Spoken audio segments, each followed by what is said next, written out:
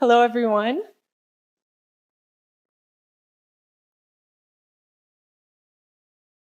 Hopefully you're excited to talk about leadership. That's going to be the focus of our entire time together. And it was just a few weeks ago that I was in New York on a rooftop looking over the city and thinking to myself, this is a really incredible group of people. And it was a group of people from Polkadot, and they were talking to me about what it meant to be a Polkadot maxi or maximalist. And that really, it's unlike any other chain because you can't be an ETH maxi or a Bitcoin maxi. In order to really believe in Polkadot, you have to kind of be pro everyone. And I thought that was so fantastic because it really speaks to the universality of what it means for us to create solutions that connect people in this space. And that aligns very well with the work that I'm going to share with you today, which is leadership, because leadership is not confined by any group, any chain. It's not situated in just one organization. It applies to everybody. And it also is what's making and breaking a lot of these decentralized autonomous organizations or DAOs. And so that's why we'll spend some time here. But first, a little bit about myself. My name is Lisa Wocken. I am a DAO researcher and educator in the system, specifically with talentDAO.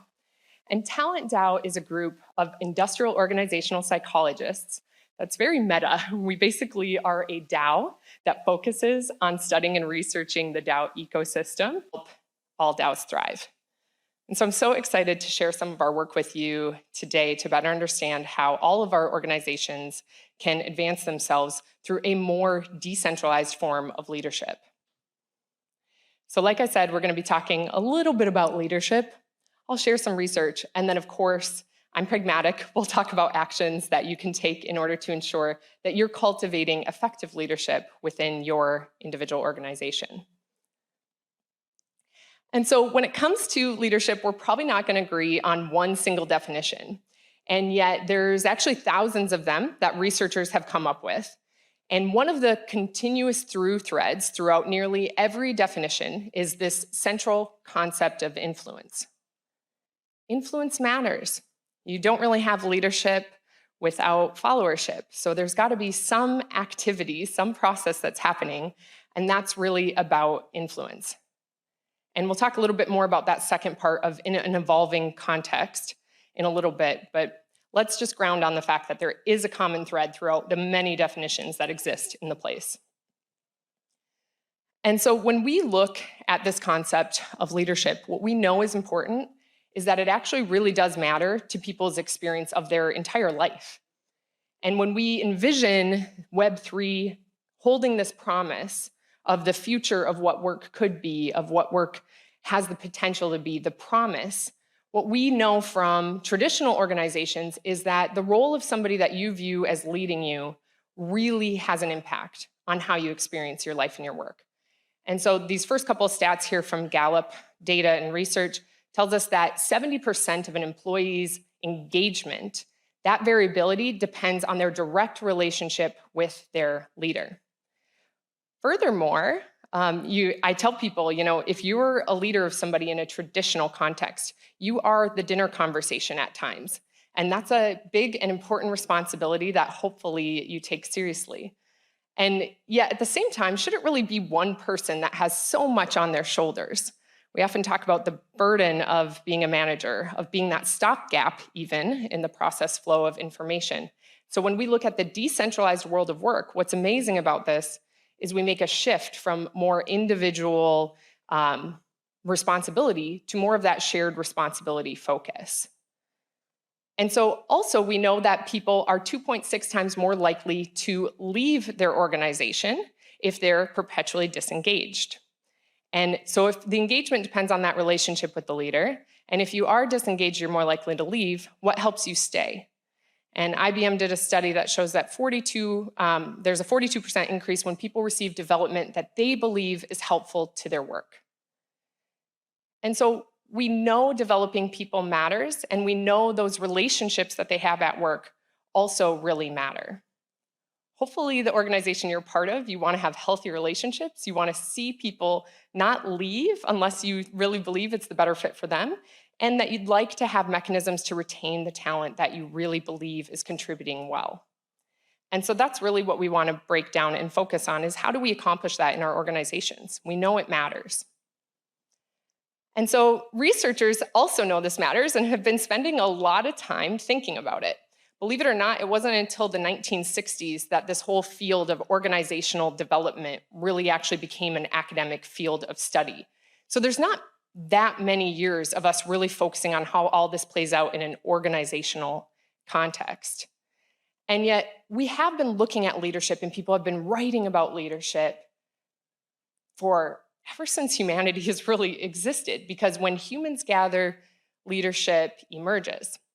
And so this shouldn't completely surprise you. Think about what you envision as the stereotypical view of a leader. Conjure up what comes to mind when you think of leadership. Odds are it might be one person. That one person might be a man. They might be in a suit. I don't know. Whatever came to your mind, it's worth getting curious about, why did that come to your mind? And what we know is that that really was a traditional and more Western view of leadership throughout time, was this idea of Napoleon, the person charging up the hill with the flag, one man in all of his glory with the many, many followers. And yet what we've seen is that there's really been a need to look at it differently. And researchers started digging into this and getting curious, asking different questions. Is this one great man, or whomever it is this individual born with this, or is it something more made? And so there was all these theories that came about, like trait theory, and looking at what are the specific aspects that make somebody a really great leader. And they may have found some things, but it was largely a field of study that found out, like, hey, actually this isn't just something that's born. It's not something that's genetic, that you have this genetic code that makes you more likely to be a really great leader and somebody else not. And so researchers had to start asking different questions. Like maybe this idea that the context matters. In fact, many of the people who had really heroic moments that were seen as leaders, when they get interviewed about what gave them the courage to step up into that place, they often reflect very humbly on, it was really about the right time, the right place. And so we started getting curious in our inquiry about what exactly then makes somebody show up in a moment. Maybe it's not their genetic coding. Maybe they have some help in that space, but maybe it's more so what they did in a moment. It's this action. It's a process. It's a choice. It's intentional. And that became this really new open area where leadership development started coming into play, where people started realizing we can cultivate this, we can develop this, we can focus on it, and actually see better outcomes.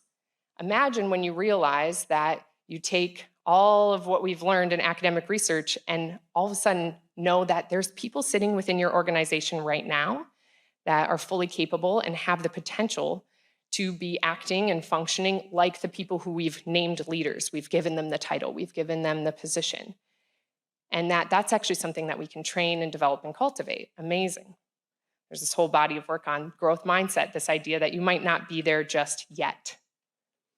And so what we did, though, was took it even further. Keith Grint is the researcher who came up with constitutive theory. And that is really this notion that it's not just about who you are in the place and time, but it's also about others' perceptions of that context. And this will not surprise people that you can take one really great leader and probably find somebody who thinks they're not so great. We know leaders themselves often tend to think they're pretty great. There's good research that shows that there's even a book, You're Rosier at the Top, or It's Rosier at the Top, where we have a tendency to think we're doing pretty well and others might not see us that way. But it also goes in the reverse. Some people who don't see themselves as leaders might be named that most influential person in your organization. And so what we've done is we've brought it all together to realize that perception really matters. And so it's worth focusing not just on developing people, but also on getting the mindset right. And so we wanted to, at talentDAO, really dig into this further to help understand what is that shift from more of a Web 2 to Web 3 mindset that we can help people make. And what is a model that's empirically rooted, where we know that over time, what we've studied about leadership shows certain behaviors that actually drive outcomes. And so that's really brought us to this culmination, which is this concept of mojo over ego. If there are 3 words that help people make the shift successfully in their mindset, this is it. Mojo over ego. So what's it mean? You're probably already reading the definition of mojo. Very similar to a lot of stuff in this space, there's a bit of gaming lore that underpins this concept of mojo. There's a lot of different definitions of it. And yet, really, what we see it as is it's about knowing yourself. It's about knowing your strengths and what you can bring, and then coming boldly and confidently with the asks and offers. And what do we mean by asks and offers? This is a lot of that permissionless culture that we're perpetuating within DAOs and within Web3 and within a more decentralized future. That whole concept that you might have heard before, like someone tapped me on the shoulder for this opportunity. That's, of course, going to still happen. We work more by our networks than confined by organizations today. And yet this whole notion of being able to actually step your career forward because you have a self-awareness and you understand a context you're entering, and therefore you know what you can ask and also what you have to offer them. This is more of that cross-pollination and decentralized way of working that allows us to participate in these more porous organizations in the DAO context. It lets us flow in, come with our asks and offers, participate in a way that's meaningful for us and the organization we're contributing to, and then to flow on to whatever else is that next best step for us.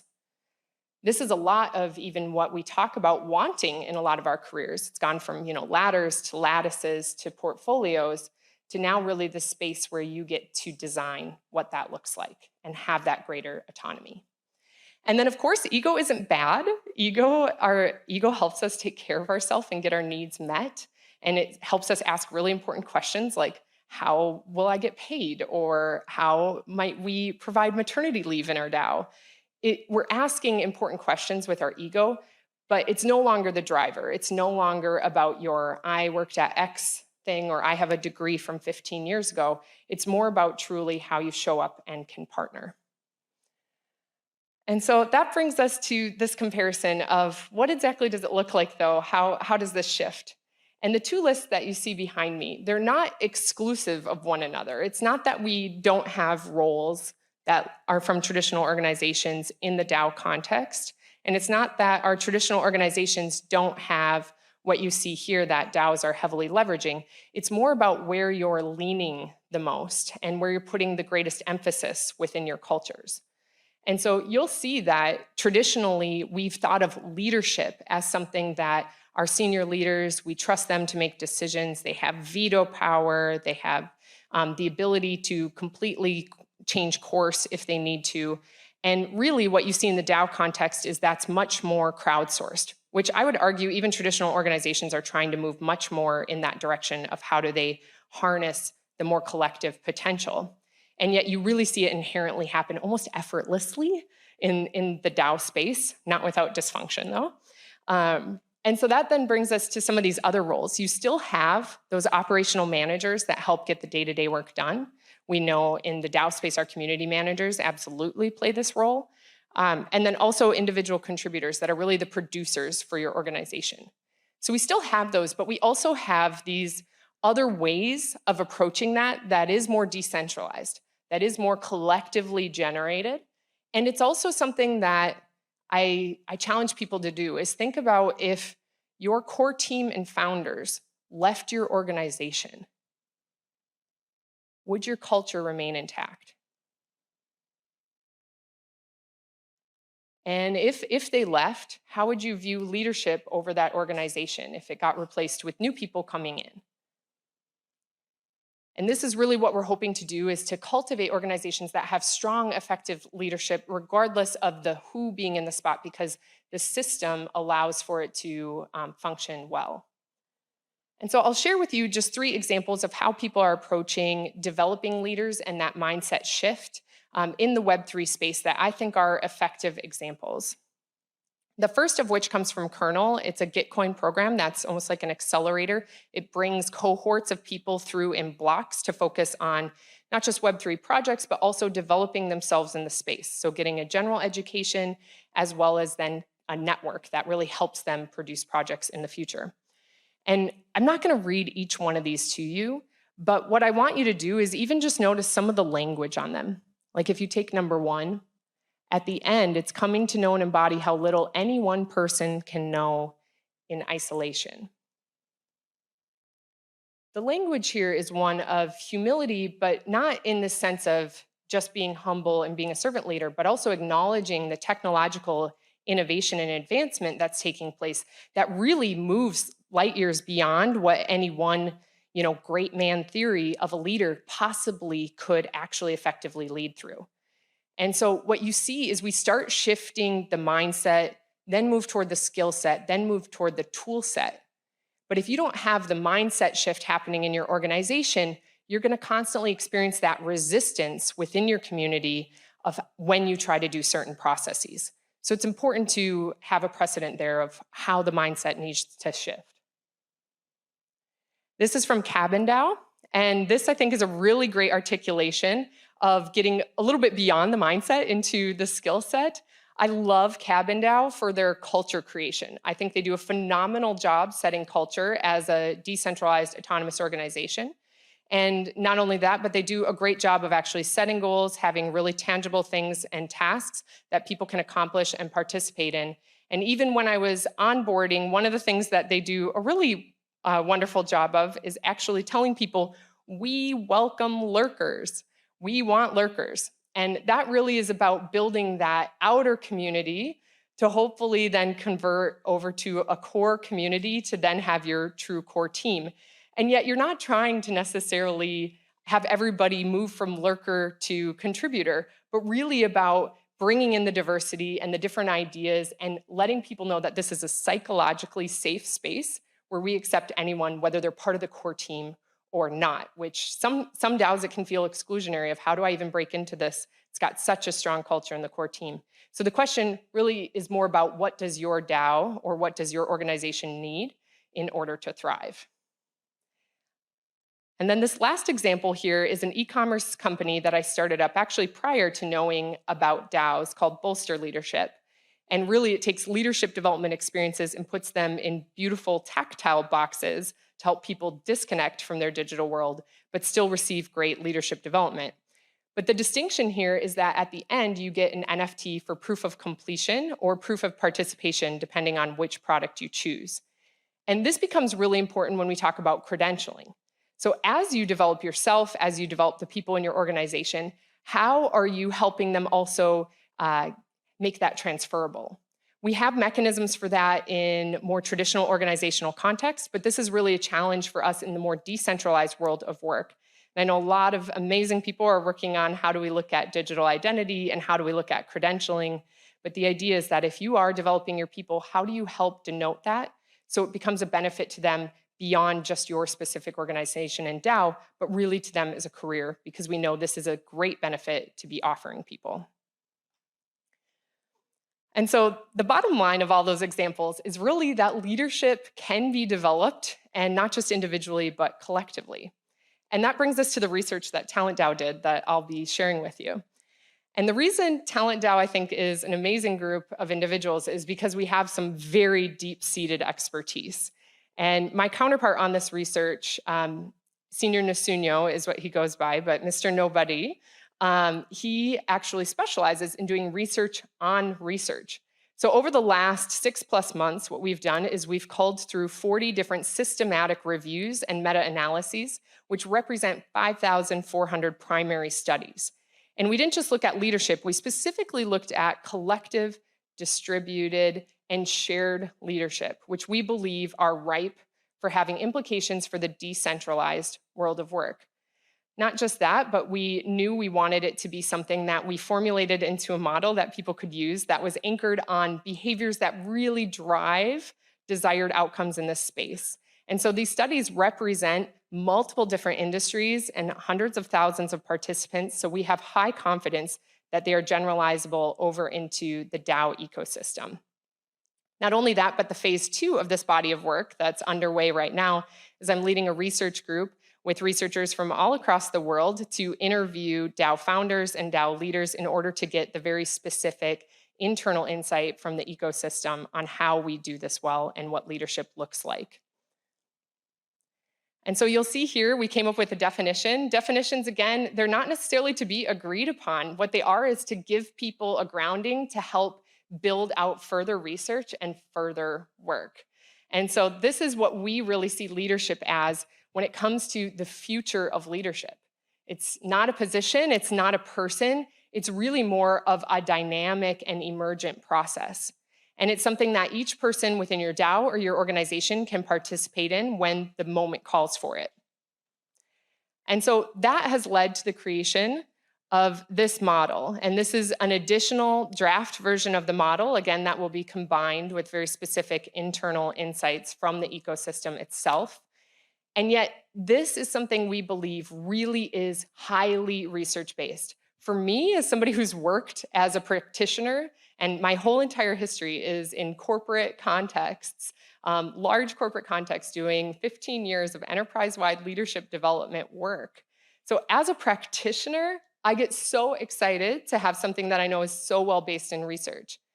And then also my academic research, I have my PhD in organizational leadership.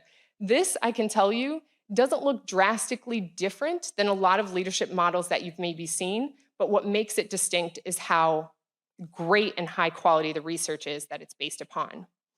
And so what you'll see here, and I ask you to think about in your organization, how does this matter for you?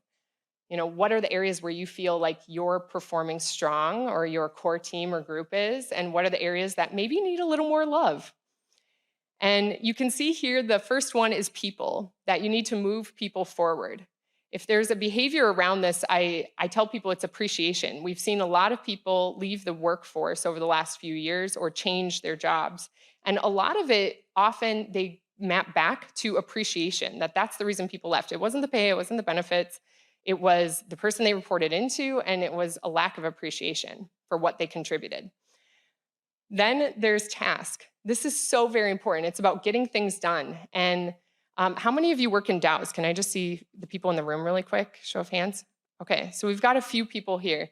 And what I can tell you is from a task standpoint, if you want to have strong leadership in a more decentralized organization, and this isn't just for DAOs either, you need somebody who's saying things 7 times, 7 different ways if it matters.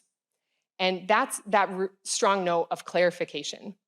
So you need the appreciation of your team, you need the clarification of what needs to be done and what's important. And then this last part of the change leadership, it's that ability to envision but also incept. We're at this beautiful juncture where we can start visualizing new futures that were not available to us before, and they're actually becoming possible. That's so exciting. And I think it's something that we need to be able to still lean into, especially in a bear market, is to keep the imagination really strong. And people really look to leaders in the space to help them articulate where we're not yet, but where we have the potential to get to. And so there's appreciation, clarification, and imagination are some of the areas that you want to be ensuring that you're strong at within your own organization. But there's also that component in the center of self-awareness. And it's so important to develop yourself in this space to continue learning. That's why many of you are here, and that's why hopefully many of you will do many things throughout this week to connect with new people and to bring in diverse inputs to challenge your own way of thinking. But it can't just be about action, it's also about that reflection of what does this mean for me? What does this mean for the work that I'm hoping to accomplish? And so you can see the details of this are spelled out on a mere article called DAO Leadership, Building on the Shoulders of Giants, if it's of interest to you. It is a long essay of 30 pages that consists of the too long didn't read of almost every leadership theory you can think about, but how it applies to current day context. And so here's really the action part of it that I want you to be considering. There are 3 questions that we know that if you can answer yes to these strongly, that you are cultivating the fertile soil for shared leadership to emerge. But we also know if you're missing any one of these 3, the odds of shared leadership emerging in your organization are not likely. And maybe you want that, but most people are trying to really harness the shared leadership in their organization because that leads to the best business, economic, and personal outcomes for people. And so what you'll see here is you need to have a shared purpose. I know where we're going and how to get there. You need to have social support. Even think right now, who in your organization would lend you a hand if you were in need? Who's that person? Hopefully you all thought of multiple people. And then this last one, a voice. The fact that I have a voice that matters. I can influence team and future direction. These are the three we're hoping you can say yes to, and we know through the past 25 years of recent research on shared, collective, and distributed leadership that if you can say yes to these things, you're highly more likely to experience shared leadership emerging in your organization. With that being said, I just want to peel it back. There's a lot here, but really it's about this idea of mojo over ego. Knowing yourself, knowing your strengths, coming boldly with your asks and offers as you navigate this more porous, more decentralized, and quite frankly, exhilarating space. Like if you're not maybe simultaneously exhilarated and terrified by all that the future holds, you know, keep talking to people because it is very exciting to see what's coming and to have a little glimpse into that future on how glorious it can be in many, many different ways. So the things that I'd ask of you, first, if you have extensive leadership in the DAO ecosystem, I want to talk to you, I want to interview you. And then I'm going to record it and I'm going to get together with a whole bunch of other researchers and we're going to code it and we're going to come up with something amazing that future research can be built upon in this newer, more decentralized ecosystem. The second thing I want you to do is to consider really how are you developing yourself? Whether it's with Bolster Leadership, whether it's with podcasts, whether it's being here and meeting new people, it's important to continually cultivate your own sense of leadership.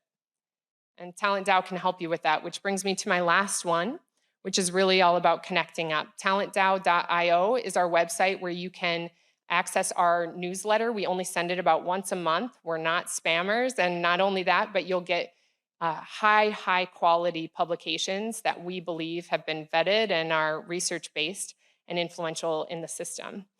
Specifically focused on DAOs, but also more broadly to Web3 as well. And with that being said, just want to thank you so much. Connect up with me. My co-author on the piece is there as well. And it's talentDAO, Bolster Leadership. But more importantly, I'm so excited to be part of the Polkadot community. So excited to see all of you here. And just so excited for a great week in Paris. So thank you all so much.